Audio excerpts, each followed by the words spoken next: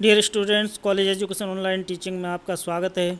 मैं Shaivendra Kumar Vyas, assistant professor SPP government college Dungarpur. आज का हमारा टॉपिक है ब्रिटेन में राजकोष व्यवस्था या राजकोष संगठन। तो देखिए, ब्रिटेन के अंतर्गत राजकोष एक प्राचीन संगठन है जो निरंतर विकसित होता रहा है। अमेरिका और ब्रिटेन में वित्तीय कार्यों के निस्तारण करने वाले जो विभाग हैं उनको राजकोष कहा जाता है, जबकि भारत और फ्रांस में इन्हें वित्त मंत्रालय यानी फाइनेंस मिनिस्ट्री के नाम से जाना जाता है। अब देखिएगा कि ब्रिटेन के जो राजकोष है उसका संगठन किस प्रकार का है।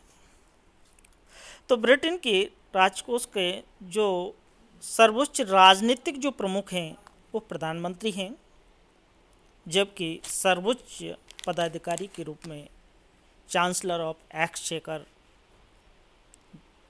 जिसे वित्त मंत्री कहते हैं, वो होते हैं। यानी कहने का तात्पर्य है कि ब्रिटेन के राजकोष का जो सर्वोच्च पदाधिकारी है वो वित्त मंत्री है, जिसे चांसलर ऑफ एक्सचेकर नाम से जाना जाता है।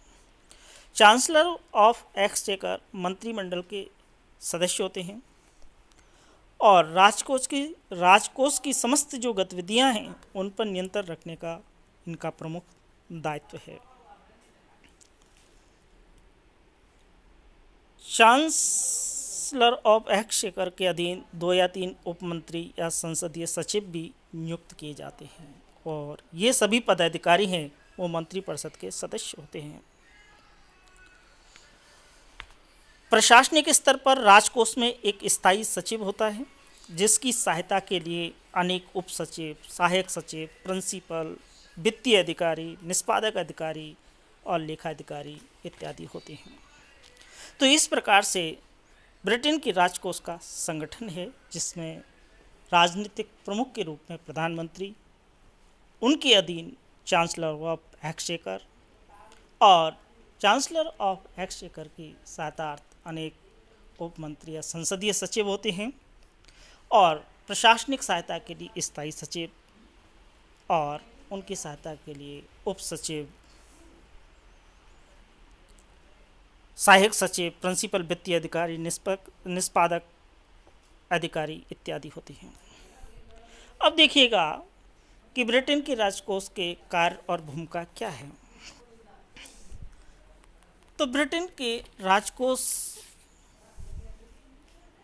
की जो भूमिका है वो आय और व्यय पर नियंत्रण रखने के संदर्भ में बड़ी महत्वपूर्ण भूमिका है।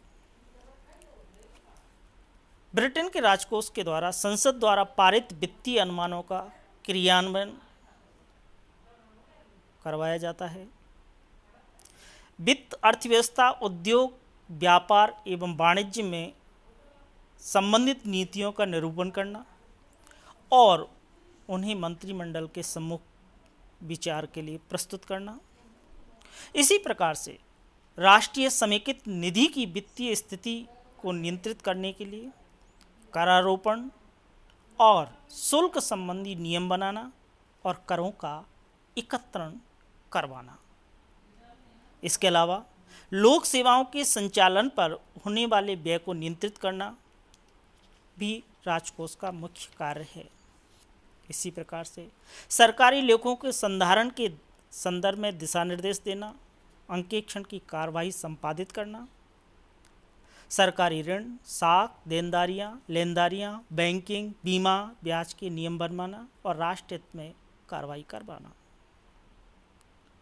नियंत्रक एवं महालेखा परीक्षक लोक लेखा समिति, व्यय समिति की रिपोर्ट के अनुसार वित्तीय नियंत्रण के प्रयास करना। प्रशासनिक संगठनों में पदासीन वित्तीय अधिकारियों एवं कार्यालय अध्यक्षों से समन्वय स्थापित करना। प्रशासनिक विभागों से प्राप्त होने वाली नियमित रिपोर्टों का पुनरीक्षण करना और निर्देश भेजना। O&M से संबंधित कार्यों पर निगरानी रखना और प्रशासनिक कार्यकरण को ठीक बनाए रखना। विकासशील राष्ट्रों को ब्रिटिश सरकार द्वारा दी जाने वाली वित्तीय सहायता के संदर्भ में ओवरसीज डेवलपमेंट एजेंसी और अन्य संस्थाओं से समन्वय स्थापित करना। इस प्रकार से ब्रिटेन का राजकोष जो संगठन है वो विभिन्न प्रकार के अति महत्वपूर्ण कार्यों को संपन्न करता है। तो इस प्रकार से हमने देखा कि ब्रिटेन का राजकोष का संगठन किस प्रकार से, उसके कार्य और भूमिका क्या है। Thank you.